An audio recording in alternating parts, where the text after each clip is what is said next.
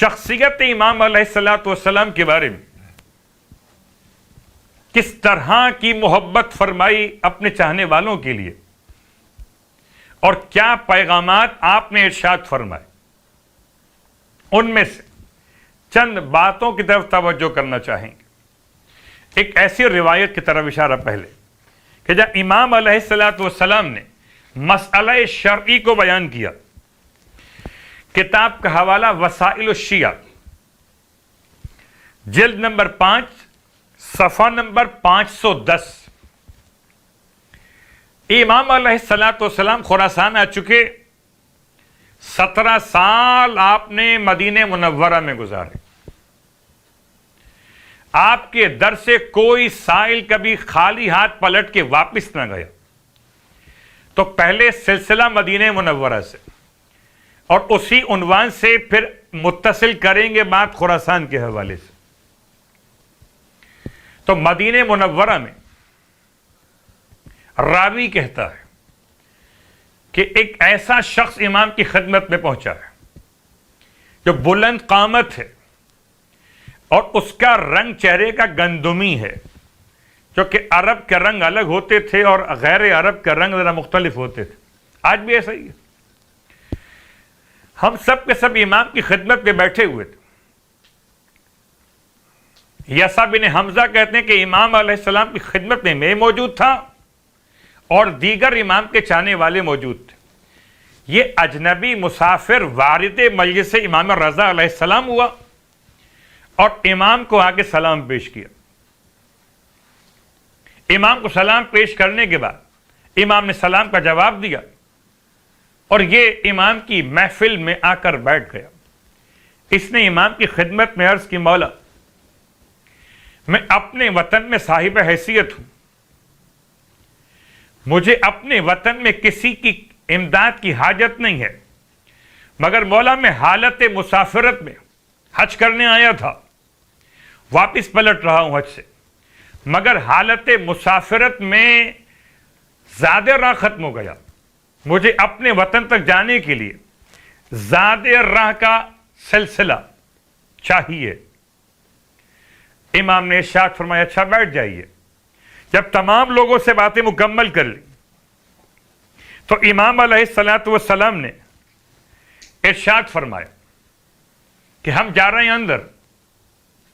امام اٹھ کے چلے گئے بیت الشرف کے اندر، اور بیت الشرف میں جانے کے بعد امام علیہ الصلوۃ والسلام نے، بعض علماء نے وضاحت کی، کتاب کا حوالہ مناقب آل ابی طالب اور فروع کافی، وضاحت کی کہ امام نے 200 درہم بیت الشرف میں پردے کے پیچھے سے ہاتھ نکال کر اس حج کرنے والے حاجی کو عطا فرمائے، جو مکۃ المکرمہ سے حج کرنے کے بعد مدینے پہنچا تھا، امام کی زیارت کی تھی اور امام سے اپنے مسئلے کو بیان کیا تھا۔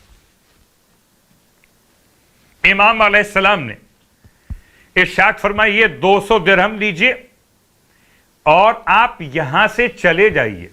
اس نے کہا تھا کہ مولا میں غریب نہیں ہوں، میں جب اپنے وطن پہنچوں گا تو آپ کی طرف سے دی گئی رقم کو بطور صدقہ لوگوں میں تقسیم کر دوں گا۔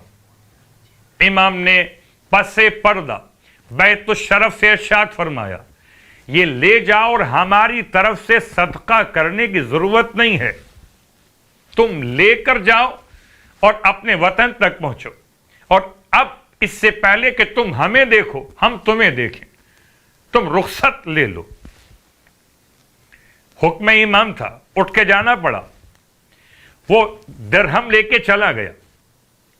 امام علیہ السلام جب بیت الشرف سے باہر آئے تو لوگوں نے، صرف 2 لوگ بیٹھے ہوئے تھے، سوال کیا مولا سے، مولا آپ نے سوال اس شخص کا پورا کیا، اسے عطا کیا پس پردہ۔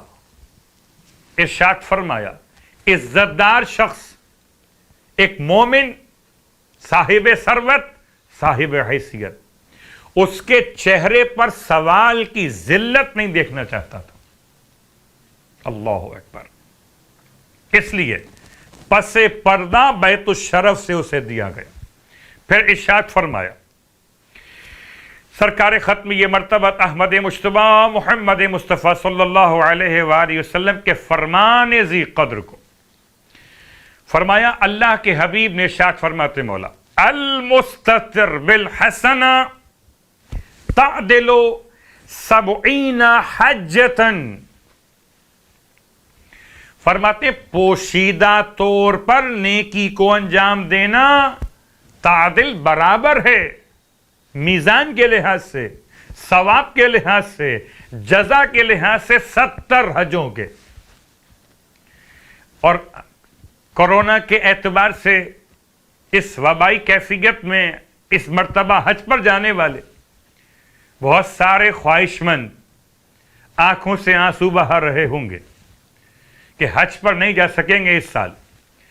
امام کی روایت پہ غور کیجئے، فرماتے ہیں المستتر بالحسنہ، اگر کوئی انسان پوشیدہ طور پر کسی نیکی کو انجام دے تعدل 70 حجتاً، تو اس کے نام اعمال میں 70 حجوں کے برابر ثواب لکھا جاتا۔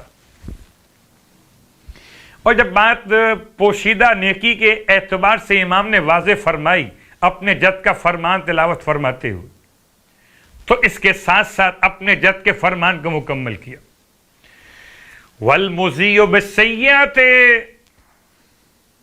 مَخْذُولٌ، اور اگر کوئی گناہوں کو سب کے سامنے انجام دے، المذیع اذاعتن، اعلان کرے، پھیلائے، انتشار کرے اپنی برائی کو، مخذول، ایسا شخص رسوا کر دیا جاتا ہے۔